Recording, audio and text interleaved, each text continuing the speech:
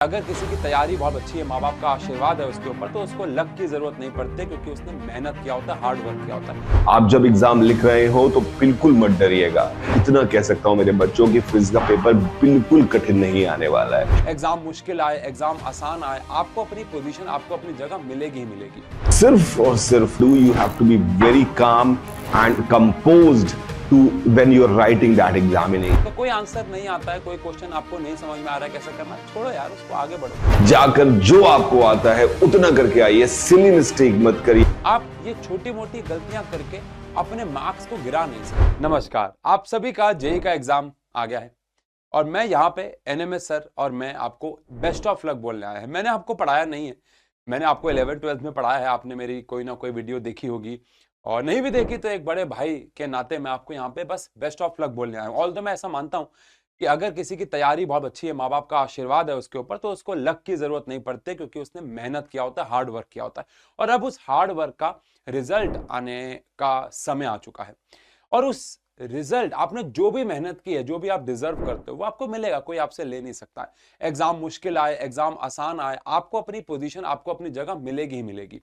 मैं इस एग्जाम के बारे में बहुत ज्यादा तो नहीं जानता हूं, लेकिन मैं इतना कहना चाहता हूं कि कोई भी एग्जाम खराब हो जाता है अगर आप एंग्जाइटी में जाते हो, अगर आप स्ट्रेस्ड होते हो, तो वो क्वेश्चन भी आप गलत कर बैठते हो। मैंने बहुत बच्चों को देखा सीबीएसई के एग्जाम में गलत आंसर टिक करते हुए, कैलकुलेशंस मिस्टेक करते हुए अगर वो लोग घबरा गए हैं, तो कोई आंसर नहीं आता है, कोई क्वेश्चन आपको नहीं समझ में आ रहा है कैसे करना, छोड़ो यार उसको, आगे बढ़ो। आप उन क्वेश्चंस पे ध्यान दो जो आपको आते हैं, उनको बाद में देखना अगर टाइम बचे तो। बाकी एनएमएस सर आपको समय के बारे में, कौन सा सब्जेक्ट पहले अटेम्प्ट करना, उसके बारे में ज्यादा ज्ञान देंगे। मैं बस इतना कहना चाहूंगा आपको कि ये एक सपना है हम सबका, और उस सपने को हम बेकार नहीं कर सकते छोटी मोटी गलतियां करके।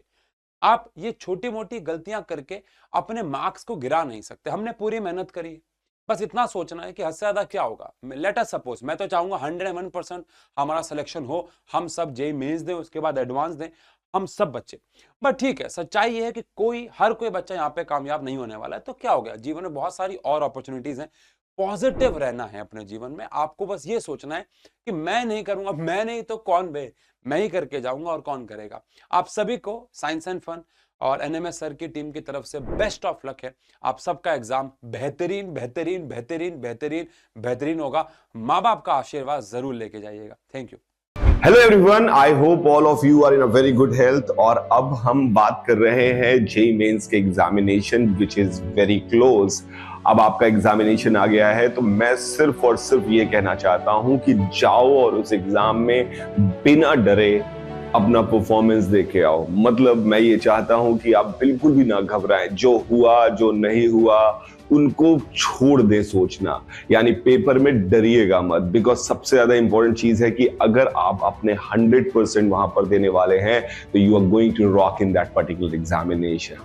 What you have to do, you have to be very calm and composed to when you are writing that examination. आप जब एग्जाम लिख रहे हो तो बिल्कुल मत डरिएगा। एज फार एज जहां तक फिजिक्स की बात कही जा रही है, तो मैं आपको इतना कह सकता हूं मेरे बच्चों की फिजिक्स का पेपर बिल्कुल कठिन नहीं आने वाला है। It would be cake walk.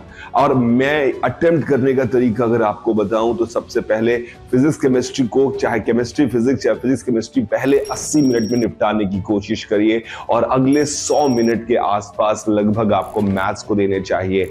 अगर आप सच में अच्छा परफॉर्म करना चाहते हैं तो कोशिश करिएगा कि फिजिक्स केमिस्ट्री आपके 80 मिनट में कंप्लीट हो जाए, बिकॉज वो पेपर बहुत आसान होगा।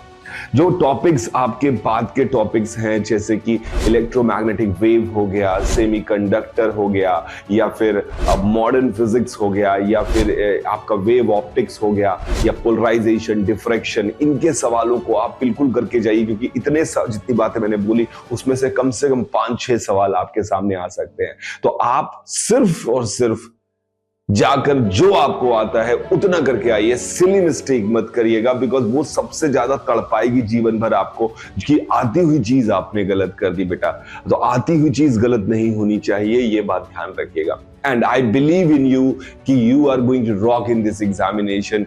जस्ट गिव योर 100% मेरे बच्चों, अपना पूरी ताकत लगाइए and rock in this examination.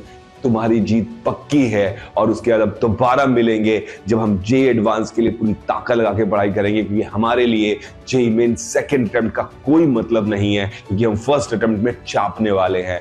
Please से yes, I am going to rock this examination. Please इस बात को याद रखिए और इस बात को लेके जाइए, इस एनर्जी के साथ आप जाइए। You are going to be superstar. Thank you very much, God bless you, and भगवान आपके साथ है और मेरा आशीर्वाद आपके साथ है। Thank you very much. Bye रहेगा सभी को। Enjoy your life.